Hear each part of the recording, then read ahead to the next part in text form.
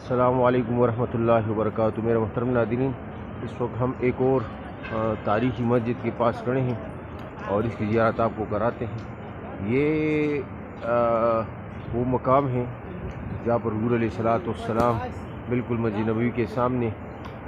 یہاں پر عید کی نماز حضور علیہ الصلوۃ والسلام پڑھاتے تھے، اور یہاں پر تقریباً 4 مساجد، مسجد غوامہ، مسجد ابوبکر صدیق اور مسجد علی اور یہ مسجد عمر بن الخطاب، تو یہ مساجد اسی مقام پر ہے جہاں پر حضور علیہ الصلوۃ والسلام نے عید کی نماز پڑھائی تھی۔ تو اس وجہ سے یہ مصلی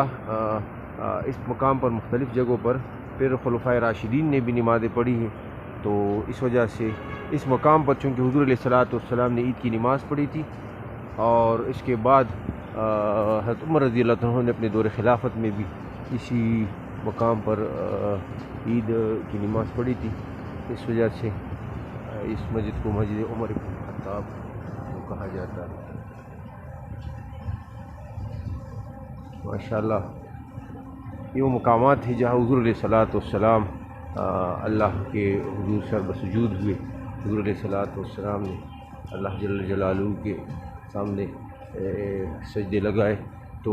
الحمدللہ یہ تاریخی مساجد اسی مقامات پر بنائے گئے ہیں، اور اس کے بعد خلفائے راشدین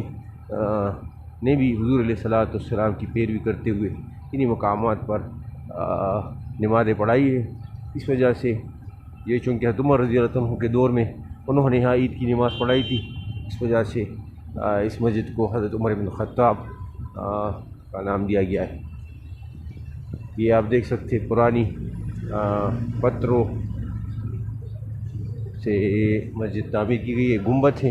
ایک مینار ہے۔